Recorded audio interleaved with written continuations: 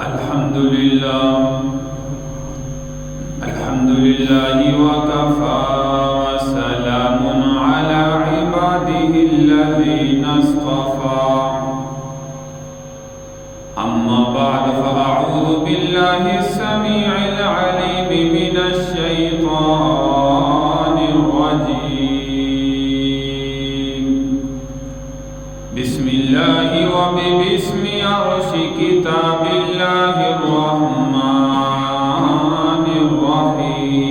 الرحيم الطلاق مرتان فإمساك بمعروف أو تسريح بإحسان قال رسول الله صلى الله عليه وسلم النكاح من سنتي فمن رغب عن سنتي فليس مني أو كما قال عليه الصلاة والسلام صدق الله مولانا العظيم رب اشرح لي صدري ويسر لي أمري واحلل عقدة من لساني يفقه قولي رب زدني علما رب زدني علما رب زدني علما سبحانك لا علم لنا إلا ما علمتنا إنك أنت العليم الحكيم يا رب صل وسلم دائما أبدا على حبيبك خير الخلق كلهم تمام احباب پیارے پیغمبر صلی اللہ علیہ وسلم کی ذات پر درود پاک پڑھیں اللهم صل على محمد وعلى آل محمد كما صليت على إبراهيم وعلى آل إبراهيم إنك حميد مجيد اللهم بارك على محمد وعلى آل محمد كما باركت على إبراهيم وعلى آل إبراهيم إنك حميد مجيد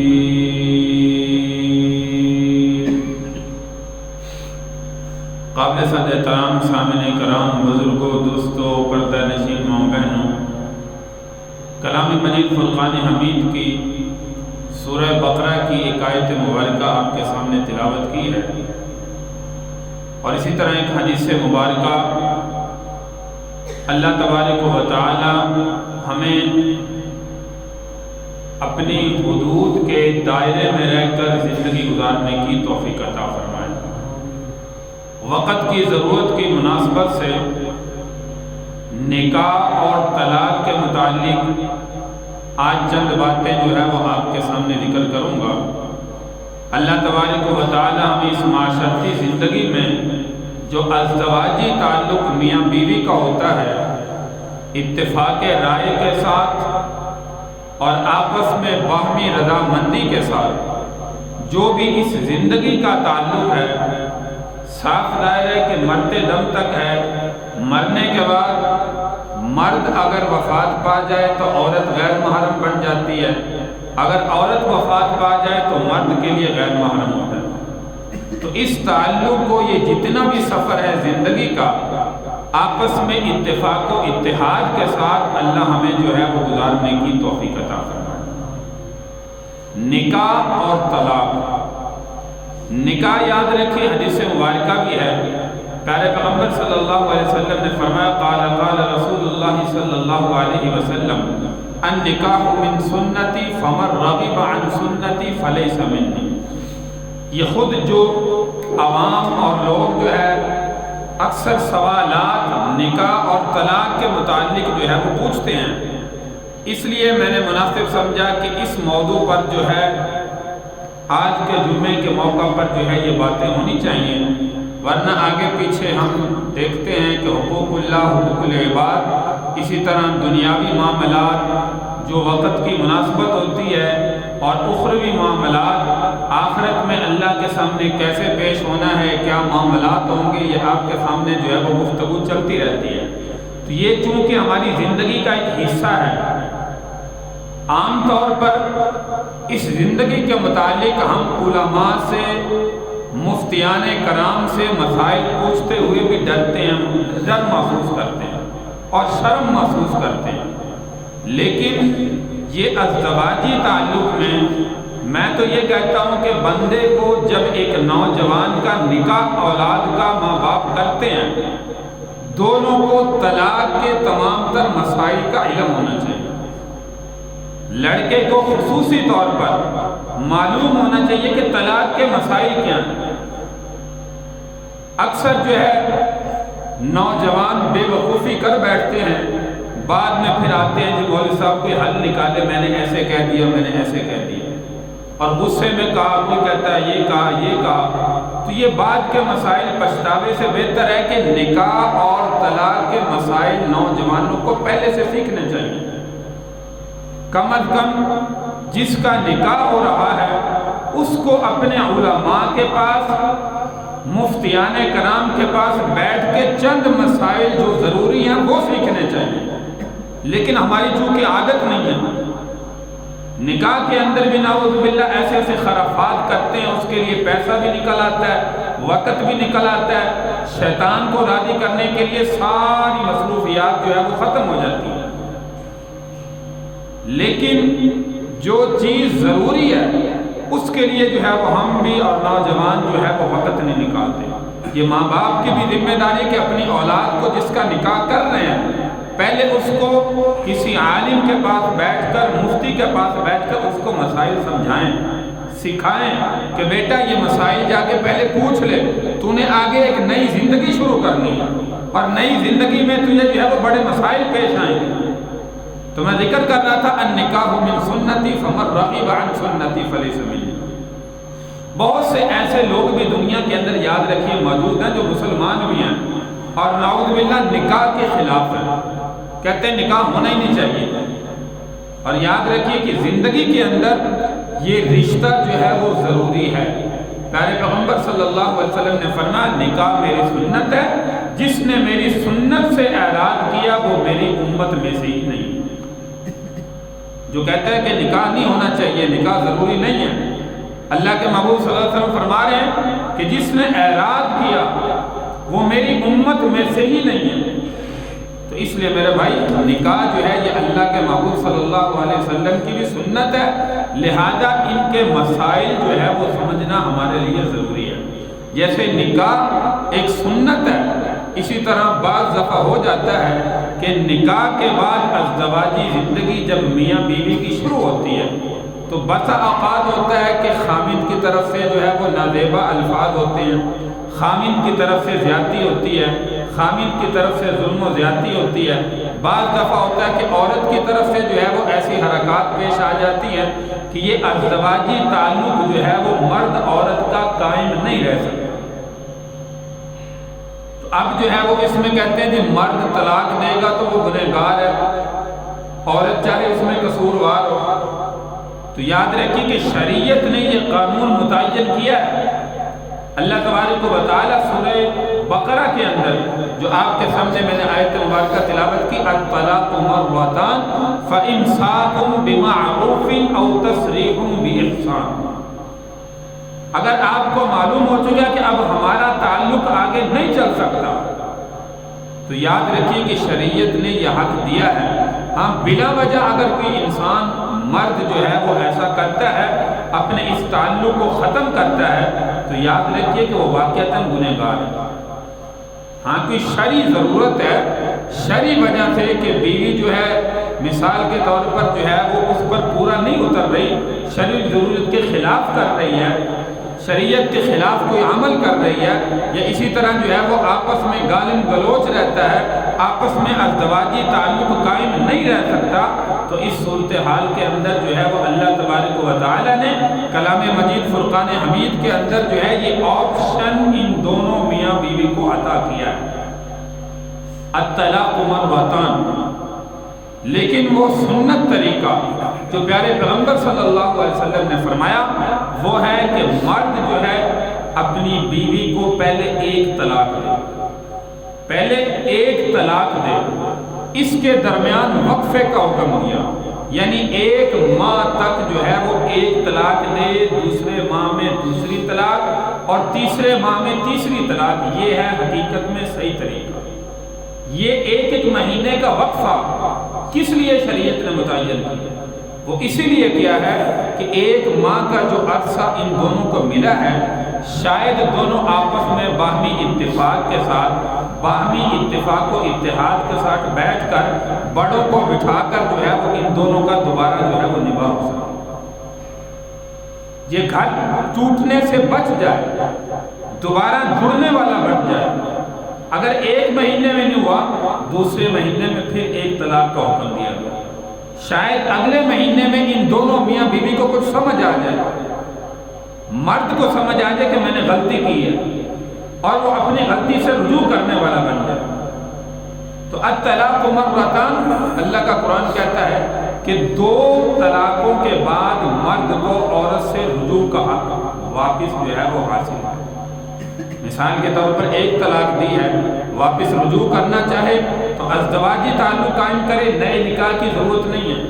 یا زبان سے کہہ دے کہ میں دوبارہ رجوع کرتا ہوں، پھر بھی ٹھیک ہے۔ عورت دوبارہ مرد کے جو ہے وہ اسی طرح نکاح کے اندر موجود ہے، اسی طرح 2 طلاقیں مرد نے دے دی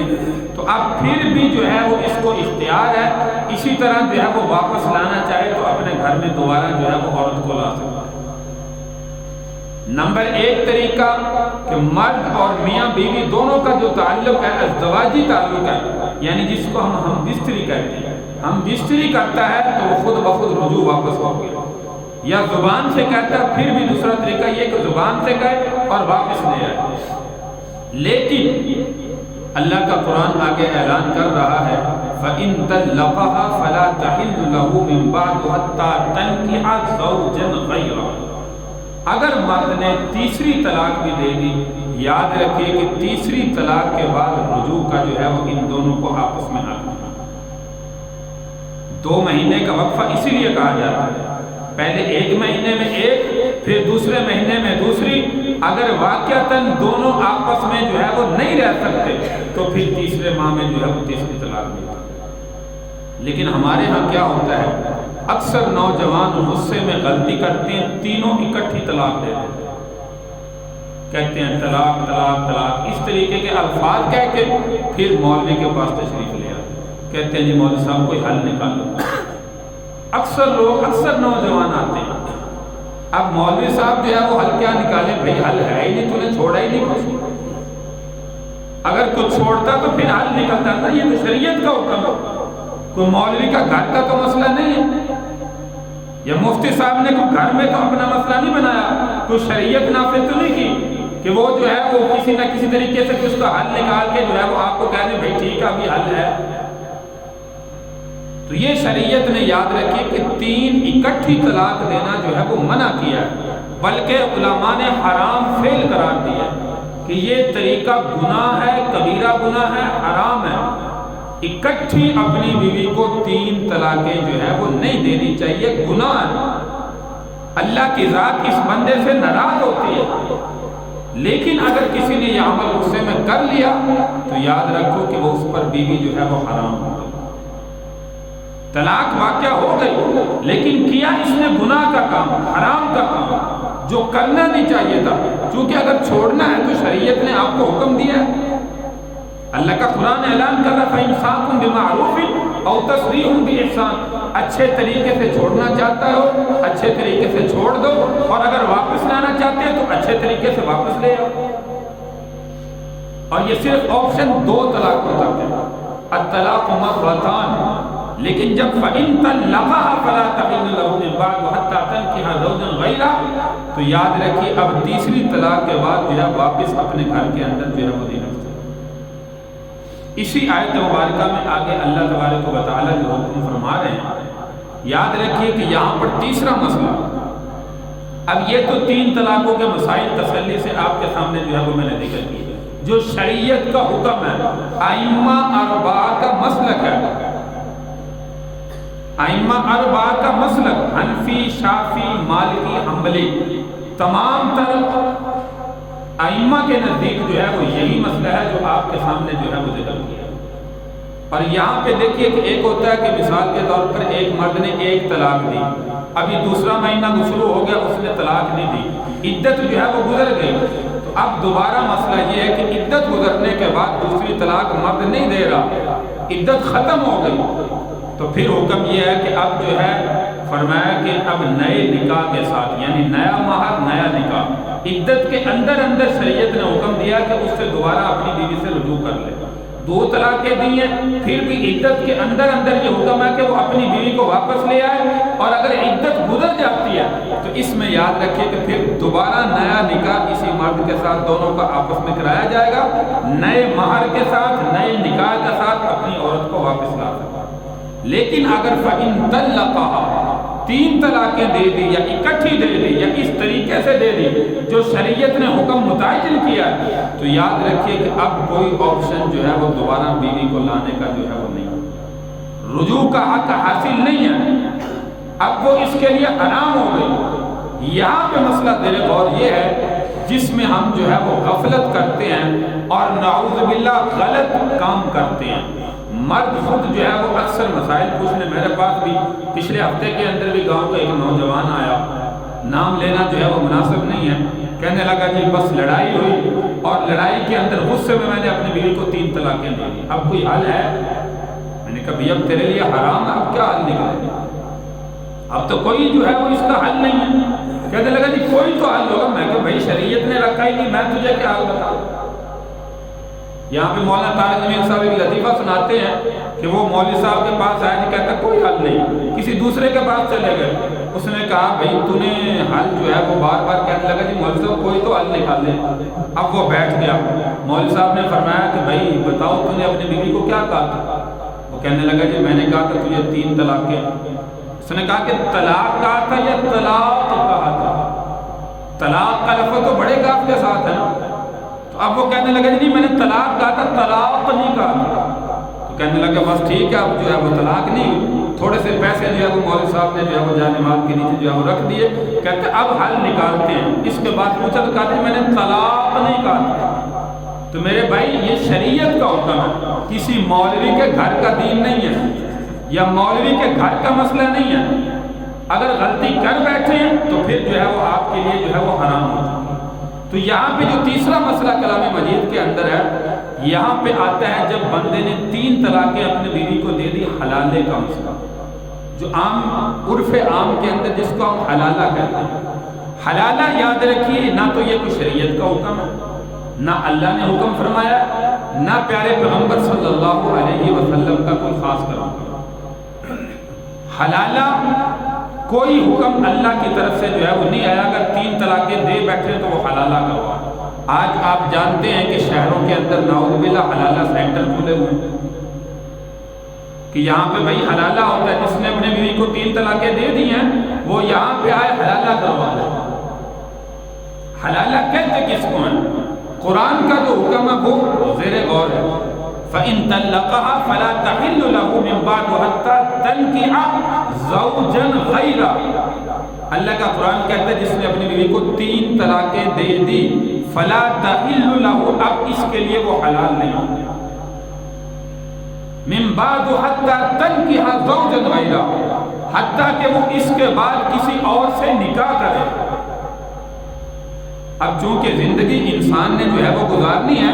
پوری زندگی جتنی بھی ہے وہ بغیر نکاح کے تو رہنا نہیں چاہتی، عورت اگر نکاح آگے جو ہے وہ ضرور کرے گی۔ تو اب اللہ کا قرآن کہتا ہے کہ طلاق کے بعد حکم یہ ہے کہ وہ آگے کہیں پر اپنی مرضی سے نکاح کرے۔ اب بالفرض اگر کہیں ان میں آپس میں نہیں بنتی، دوسری جگہ پر جہاں پر نکاح کیا ہے وہ کسی وجہ سے طلاق دے دیتا ہے، تو اب اس کے بعد جو پہلا خامد اس کے تھا اس کے پاس آنا چاہتی ہے تو دوبارہ اس سے جو ہے وہ اس صورت میں نکاح ہوگا۔ لیکن یہاں پہ جس مرد نے طلاق دی ہے وہ حلالے کے انتظام خود کرتا ہوا نظر آتا ہے، حلالے کے انتظام کرتا ہوا خود نظر آتا ہے، کہ میں اب کہاں پہ اس کا نکاح کراؤں، پھر شرط رکھوں کہ بھائی تو نے 1 رات رکھنا ہے، 2 رات رکھنا ہے، 3 دن رکھنا ہے، رکھ کے میری بیوی کو طلاق دے دینا، لہذا چونکہ میرے بچے ہیں دوبارہ جو ہے میں اس سے نکاح کرنا چاہتا ہوں۔ تو میرے بھائی یہ کوئی شریعت کا طریقہ نہیں ہے۔ یہ حلال سینٹر جو کھولے ہوئے ہیں یہ اصل میں حرام سینٹر ہے، حلال سینٹر نہیں ہے۔ تو شریعت کا تو یہ حکم ہے کہ وہ اپنی مرضی سے آگے نکاح کرے، حتیٰ تنکحا زوجا غیرہ، اللہ کا قرآن جو اعلان کر رہا ہے۔ اب وہ کسی وجہ سے نہیں چھوڑتا تو ٹھیک ہے، پوری زندگی اس کے ساتھ گزارے، پہلا خامن غلطی نہ کرتا، اگر کرتی ہے تو اس کے لیے حرام ہوگی۔ ہاں اگر وہ کسی وجہ سے اس کو طلاق دے دیتا ہے، اس میں یاد رکھیے یہ شرط رکھنا بھی حرام عمل ہے، گناہ ہے کہ بھائی میرے بچے ہیں لہذا تو اس سے نکاح کر لے، 1-2 دن رکھ کے جو ہے وہ میری بیوی کو طلاق دے۔ اس شرط کے ساتھ نکاح کرنا بھی یاد رکھیے کہ وہ گناہ ہے، حرام ہے۔ تو اللہ کا قرآن جو اعلان کر رہا ہے وہ حلالے کی یہ صورت ہے۔ یہ ایک شریعت نے، اللہ نے اپنی کلام مجید میں ایک حل بتایا ہے۔ اور یہاں پہ یاد رکھیے کہ بعض لوگ جو ہے وہ اعتراضات کرتے ہیں کہ بھائی مثال کے طور پر مرد نے اپنی بیوی کو طلاق دی ہے، اب دوبارہ جو ہے وہ اس کے لیے حرام ہو گئی، اب دوبارہ بیوی کے لیے حکم ہے کہ وہ آگے نکاح کرے، اس کے بعد آنا چاہے تو پہلے خامن کے پاس آ جائے۔ یہ سزا تو مرد کو ہونی چاہیے، طلاق تو مرد دے رہا، عورت تو نہیں دے رہی۔ طلاق مرد کا حق ہے نا، مرد نے دی ہے تو مرد کو سزا ہونی چاہیے، عورت کو سزا کیوں مل رہی ہے؟ تو یاد رکھیے کہ اسلام جو ہے بغیر کسی زیادتی کے کسی پر ظلم نہیں کرتا، اللہ کسی پر کبھی ظلم نہیں کرتے۔ اب یہ یاد رکھیے کہ مرد نے مثال کے طور پر عورت کو طلاق کے 3 دی ہیں، اس کے لیے حرام ہوگی۔ عورت کے لیے حکم ہے کہ وہ آگے کہیں پہ نکاح ہو، جب وہ اگر چھوڑے تو دوبارہ پہلے خامن کے پاس آنا چاہے تو عورت کے لیے حکم ہے۔ یہ یاد رکھیے اس وجہ سے ہے کہ پہلے خامن نے جب ظلم و زیادتی کی ہے، اس عورت کو کس نے حکم دیا کہ دوبارہ پھر ظلم کا نشانہ بننے کے لیے پہلے خامن سے نکاح کرے؟ جب اس عورت کو پتا ہے کہ پہلے اس نے میرے ساتھ زیادتی کی ہے، 3 طلاقیں دی ہیں، تو دوبارہ اس کے پاس کیوں آنا چاہتی ہے؟ تو اسی لیے عورت کو حکم ہے کہ وہ آگے نکاح کرے، نکاح کے بعد پھر دوبارہ جو ہے وہ اس خامن سے اگر نکاح کرنا چاہتی ہے، اس کی زوجیت میں آنا چاہتی ہے، تو پھر شریعت حکم دیتی ہے کہ وہ اس کے بعد آئے، ورنہ بغیر کسی وجہ کے جیسے ہم شرط رکھتے ہیں کہ بھائی یہ 1-2 دن جو ہے وہ حلالہ کر لے، اس کے بعد دوبارہ اس کے ساتھ جو ہے وہ نکاح ہو جائے۔ یہ میرے بھائی مسائل اللہ کا قرآن جو ہے وہ اعلان کر رہا ہے۔ باقی جو ہے وہ اس کے اندر عدت کے مسائل ہوتے ہیں، وہ بھی اچھی طرح جو ہے وہ ذہن نشین کریں۔ مثال کے طور پر کسی عورت کا خامن مر جاتا ہے تو شریعت نے جو حکم دیا 4 اشہر و 10، 4 مہینے 10 دن اس عورت کی عدت کا حکم قرآن دے رہا ہے، کوئی مولوی نہیں دے رہا، کسی اور جگہ پر قانون نہیں ہے،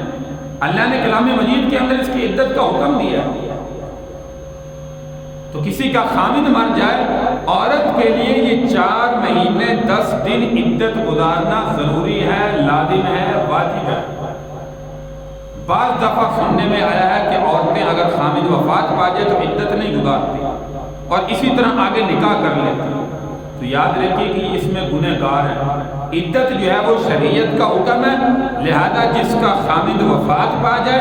4 مہینے 10 دن اس عورت کے لیے، یہ مائیں بہنیں جو سن رہی ہیں اچھی طرح یہ تمام عورتیں غور سے سنیں،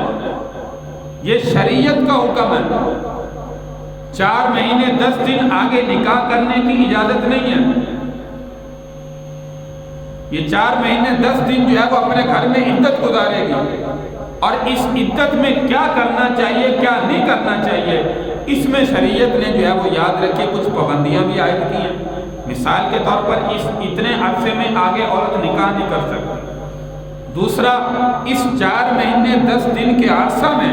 جیسے عام عورتیں اپنی زیب و زینت کرتی ہیں، نہا کے خوشبو لگانا، میک اپ کرنا، یہ تمام تر بننا سنورنا اپنے مردوں کے لیے، اب چونکہ مرد تو دنیا میں رہا نہیں، لہذا یہ تمام بناؤ سنگار بھی اتنے عرصے میں عورت کو منع، خوشبو سے بھی جتنا ہو سکے عورت کو بچنا چاہیے۔ اور اسی طرح عام بلا ضرورت کے باہر جانے سے بھی عورت کو بچنا چاہیے۔ ہاں مثال کے طور پر گھر میں کوئی اور مرد نہیں ہے، ضرورت کے لیے باہر جائے، بچے چھوٹے ہیں ان کے لیے دودھ کی ضرورت ہے، یا اسی طرح کسی کوئی اور ایسی مجبوری ہے، تو اگر جانا چاہے تو اتنی شریعت تو اجازت دیتی ہے۔ جو ضروریات زندگی کے لیے عورت جانا چاہتی ہے اس کی اجازت ہے، چاہے وہ عدت کے اندر بیٹھی ہے، لیکن بغیر کسی مجبوری کے باہر جانا، بازار جانا، شاپنگ کے لیے جانا جیسے عام عورتیں جاتی ہیں، اس کے لیے شریعت نے جو ہے وہ اس کو منع کیا۔ تو عدت جو ہے وہ گھر میں بیٹھ کر جو ہے وہ گزارے۔ بعض دفعہ ہماری رسم و رواج چلی ہوئی ہیں، اکثر جگہ پر جو ہے وہ دیکھا، برادری کے اندر بھی غیر برادری کے اندر بھی، مثال کے طور پر جو ہے وہ خامند وفات پا جاتا ہے، عورت جو ہے وہ نعوذ باللہ خامند کے جنازے میں قبرستان تک جاتی ہے، یا اسی طرح دفناتے وقت شریک ہوتی ہے۔ یہ تمام تر شریعت کی خلاف ورزی ہے۔ اللہ نے ایک حدود جو مقرر کی ہے، اس حد سے زیادہ جو ہے وہ ہمیں گزریں گے تو یاد رکھیے کہ اللہ کے حکم کو چیلنج کرنے کی بات ہے۔ تو اس لیے عورتوں کو خیال کرنا چاہیے، وہ اگر خامند وفات پا گئے اس کے لیے اس کے ساتھ جانا ضروری نہیں ہے، وہ گھر کے اندر بیٹھے۔ یہ مردوں کا کام ہے کہ اس کی تجہیز و تکفین کرنا، اور اسی طرح جو ہے وہ جنازہ لے جانا، اس کو دفنا کے آنا، یہ ساری جو ہے وہ مردوں کی ضروریات ہیں، عورت کی ضرورت نہیں ہے۔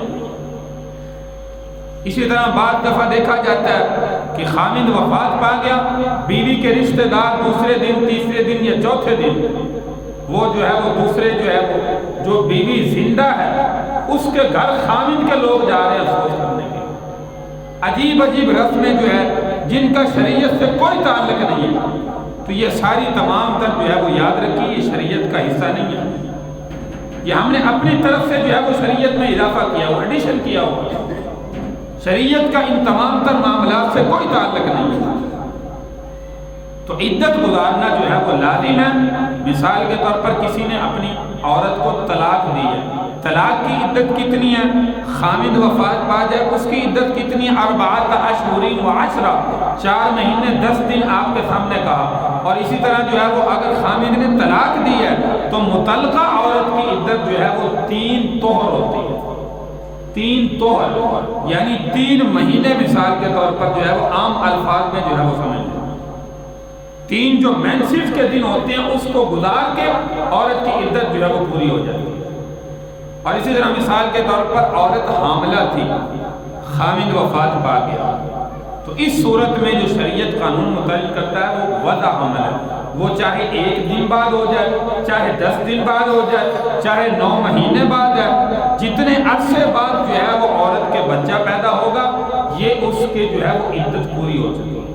اس میں 4 مہینے 10 دن گزارنا ضروری نہیں ہے۔ یہ شریعت نے جو قانون متعین کیے ہیں، شریعت نے جو حدود متعین کی ہیں، ہمیں ان حدود کی پاسداری کرنی چاہیے۔ اللہ نے جو قانون متعین کیے ہیں ان قانون کے تحت مسائل پوچھ کے ہمیں پھر ضروریات زندگی کو گزارنا چاہیے۔ ہم ان چیزوں میں مسائل پوچھنا شرم محسوس کرتے ہیں، اس لیے یہ آپ کے سامنے آج جو ہے وہ موضوع طلاق اور نکاح کا متعلق رکھا۔ بعض دفعہ طلاق کے وقت کہا جاتا ہے جی لوگ اعتراض کرتے ہیں، کہتے ہیں جی مرد نے اپنی بیوی کو طلاقیں دی تھی، عورت نے سنی نہیں، لہذا طلاقیں نہیں ہوئی۔ ایسے بھی لوگ بعض مسائل پوچھنے آئے ہیں جو کہتے ہیں جی میں نے 3 طلاقیں دی لیکن میری بیوی نے سنی نہیں ہے، لہذا وہ ہو گئی یا نہیں ہوئی۔ تو یاد رکھیے کہ طلاق کا حق مرد کو ہے، بیوی کو نہیں ہے۔ سنی ہے یا نہیں سنی، یہاں پر مسئلہ زیر غور یہ ہے کہ نکاح کے وقت جو ہے وہ ایسے لوگ جو اعتراض کرتے ہیں کہ بیوی نے سنی نہیں، تو ان سے آپ کہیں گے بھئی نکاح کے وقت جو آپ نے کہا تھا قبول ہے قبول ہے قبول ہے، وہ آپ کی بیوی نے آپ کی زبان سے قبول ہے سنا تھا؟ خامن کہے گا جی نہیں سنا تھا، میرے سامنے تو گواہ تھے، مولوی صاحب نے کہا قبول ہے، میں نے کہا قبول ہے، تو وہاں پر پھر نکاح بھی نہیں ہوا، نعوذ باللہ حرام زندگی گزر رہی ہے پھر۔ تو بیوی سنے یا نہ سنے، مرد نے اگر طلاق دے دی ہے، اپنی زبان سے ادا کر دی ہے یا تحریری شکل میں لکھ دی ہے، تو یاد رکھیے کہ وہ طلاق واقع ہو جاتی ہے۔ اور اس کے بعد پھر فلا تحل له من بعد حتى تنكح زوجا غیرہ، قرآن کا یہ حکم ہے۔ اور اسی طرح یہاں پہ ایک مسئلہ جو ہے وہ زیر غور ہے، خلو کا، مثال کے طور پر ہمارا ایک نیا قانون ملک پاکستان میں بنا ہوا ہے، عورت طلاق لینا چاہے تو وہ کورٹ میرج یعنی کورٹ میں چلی جائے، جس کو خلو کہتے ہیں۔ خلو کا اسلام میں کیا تعلق ہے اور خلو کا اسلام میں مسئلہ کیا ہے، شریعت کا کیا قانون ہے؟ یاد رکھیے اس میں حضرت بریرہ رضی اللہ تعالیٰ نے ایک صحابیہ ہے، وہ اللہ کے نبی کے پاس ہے اور آ کر کہا یا رسول اللہ میں اپنے خامن کے ساتھ رہنا نہیں چاہتی۔ اللہ کے نبی نے فرمایا کہ تمہارا خامن تجھ سے اتنا پیار کرتا ہے، وہ دیکھو مسجد کے کونے میں بیٹھ کر ابھی بھی تمہاری جدائی میں رو رہا ہے، تم کہتے ہو میں اس کے ساتھ رہنا نہیں چاہتی۔ تو وہ حضور علیہ السلام سے کہنے لگے یا رسول اللہ اگر آپ مجھے حکم دیتے ہیں تو میں چاہے مر بھی جاؤں میں اس کے ساتھ پوری زندگی گزار لوں گی، چاہے رو کے گزاروں جیسے بھی گزاروں، اور اگر آپ کا مشورہ ہے تو پھر میری معذرت ہے۔ تو اللہ کے نبی نے فرمایا میں تجھے حکم نہیں دیتا زندگی تو نے گزار دی، میں حکم نہیں دیتا، میں صرف مشورہ دے رہا ہوں۔ تو حضرت بریرہ نے فرمایا یا رسول اللہ میں اس کے ساتھ رہنا نہیں چاہتی، مجھے اس کی شکل اچھی نہیں لگتی، اس کا چہرہ ایسا ہے، اس کے ساتھ رہنا نہیں چاہتی۔ تو اللہ کے نبی نے فرمایا پھر تجھے جو مہر نکاح میں طے ہوا تھا وہ نکاح کا مہر تجھے جو ہے وہ اس کو دینا ہوگا، اس کے بعد تمہاری جو ہے وہ علیحدگی ہو جاتی۔ یا رسول اللہ میں وہ بھی دینے کے لیے تیار ہوں، اس سے مزید دینے کے لیے تیار ہوں، لیکن اس کے ساتھ رہنا نہیں چاہتی۔ تو اللہ کے نبی نے فیصلہ کر دیا۔ اب دیکھیے یہ ہے خلو، شرعی خلو جس کو کہتے ہیں کہ عورت اور مرد دونوں باہمی رضامندی سے یا بڑوں کی رضامندی سے بیٹھ کر مشورہ کریں۔ عورت کہے کہ اس میں یہ فلاں فلاں عیب ہے یا اس وجہ سے میں اس کے ساتھ رہنا نہیں چاہتی۔ اب دونوں باہمی رضامندی سے جب بیٹھیں گے خامد خود جو ہے وہ طلاق لکھ دے گا کہ میں اپنی بیوی کو طلاق دیتا ہوں۔ اب طلاق پھر بھی مرد دے رہا، عورت نہیں دے رہی۔ عورت صرف اپنی ناپسندیدگی کا اظہار کر رہی ہے کہ میں اپنے خامن کے ساتھ رہنا نہیں چاہتی، اور کچھ اپنی جو ہے وہ جیب سے دے رہی ہے، معاوضہ دے رہی ہے، یعنی جس کو حق مہر کہا جاتا ہے، جو متعین ہوا تھا خامن نے ادا کیا تھا وہ حق مہر پورا یا آدھا جو ہے وہ دینے پر رضامند ہے۔ تو یہ ہے شریعت کا خلو کا طریقہ۔ آج کل ہمارا خلو کیا ہوتا ہے، مرد کو پتہ ہی نہیں ہوتا، عورت جو ہے وہ وہاں پہ کورٹ پہ جاتی ہے، کاغذات لے کے کہتی ہے کہ میں اپنے مرد کے ساتھ خامن کے ساتھ رہنا نہیں چاہتی، کورٹ جو ہے وہ دستخط کر دیتا بھائی ٹھیک ہے تو نہیں رہنا چاہتی جا آگے نکال رہا۔ خامن کو پتہ ہی نہیں ہوتا کہ میری بیوی مجھ سے طلاق بھی لے رہی ہے کہ نہیں لے رہی۔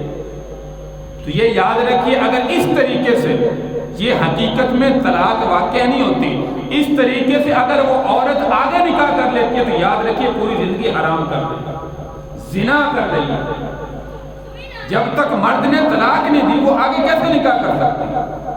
تو خلو کا طریقہ بھی یہ ہوتا ہے باہمی رضامندی سے بیٹھ کر اگر نبھا نہیں ہو رہا، عورت مرد کے ساتھ نہیں رہنا چاہتی، تو شریعت نے یہ حکم دیا کہ باہمی رضامندی سے بیٹھ کر آپس میں جو ہے وہ فیصلہ کریں، بڑوں کو بٹھائیں، دونوں میاں بیوی بیٹھیں۔ اس میں خلو کا طریقہ یہی ہے کہ عورت نہیں رہنا چاہتی تو وہ اپنا مہر واپس کرے جو اس نے لیا تھا، اور مرد وہاں پہ بیٹھ کے جو ہے وہ طلاق جو ہے وہ اپنی زبان سے دے یا تحریری شکل میں دے۔ اس کو شریعت میں خلو کہا جاتا ہے۔ آج کل جو قانون ملک پاکستان میں چلا ہوا ہے یاد رکھیے کہ یہ ناجائز ہے، حلال طریقہ نہیں ہے، یہ زنا کو پروموٹ کر رہا ہے۔ گرل فرینڈ کا جو چکر جو ہے وہ یونیورسٹیوں میں چل رہا ہے اس کو پروموٹ کر رہا ہے، تو یہ طریقہ شریعت کے خلاف ہے، یاد رکھیے۔ اس لیے یہ طریقہ جو ہے وہ بے حد غلط ہے۔ خلو کا طریقہ شریعت میں یہ ہے جو آپ کے سامنے ابھی جو ہے وہ ذکر کیا۔ تو اللہ تبارک و تعالیٰ میرے بھائی ہمیں صحیح معنی میں جو ازدواجی زندگی ہے، میں نے کہا کہ نکاح سے پہلے اس نوجوان کو پتہ ہونا چاہیے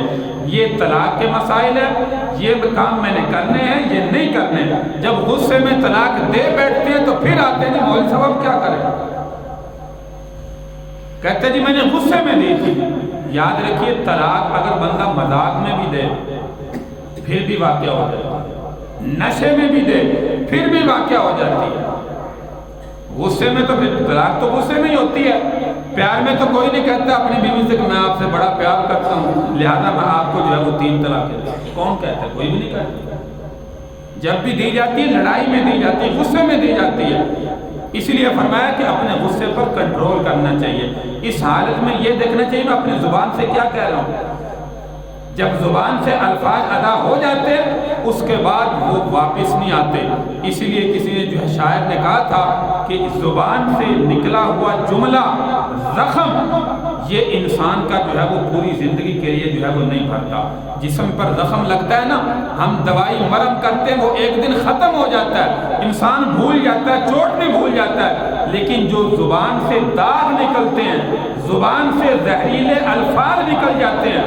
مرتے دم تک انسان اپنے دل و دماغ میں اس کو یاد رکھتا ہے کہ فلاں میرے بھائی نے, فلاں میرے رشتہ دار نے, فلاں میرے دوست نے یہ جملے زہریلے جملے مجھے کہے تھے. اسی لیے اللہ کے محبوب صلی اللہ علیہ وسلم نے فرمایا کہ آخرت میں سب سے زیادہ مرد عورتیں جو جہنم میں جائیں گی وہ جسم کے 2 حصوں کی وجہ سے ہیں. ایک اللہ کے نبی نے زبان پکڑ کر اس طریقے سے زبان کو باہر نکال کے پکڑ کے فرمایا, ایک جو 2 جبڑوں کے درمیان ہے اور دوسرا جو 2 رانوں کے درمیان یعنی کہ شرمگاہ. میرے بھائیوں ان کی حفاظت کرنے والے بن جاؤ. یاد رکھو کہ آخرت میں جو ہے وہ کامیابی ہی کامیابی. اللہ تبارک و تعالیٰ سے دعا ہے کہ اللہ تعالیٰ ہمیں ان تمام تر مسائل کو سمجھنے کی, یہ آج کل چونکہ ضرورت ہے, ہر گھر میں جو ہے یہ معاملات ہوتے ہیں, لڑائی جھگڑے بھی ہیں, تمام تر معاملات ہیں, اور یہ طلاقوں کی ریشو جو ہے وہ کثرت سے ہو چکی ہے. اس لیے میں نے مناسب سمجھا کہ یہ مسائل آپ کے سامنے ذکر کیے جائے تاکہ ہر ایک انسان کو پتہ ہو معاشرتی زندگی میں, ازدواجی تعلق میں, کہ ہمارے یہ مسائل ہیں, ان چیزوں سے ہم نے بچنا ہے اور ان چیزوں سے جو ہے وہ نہیں بچنا.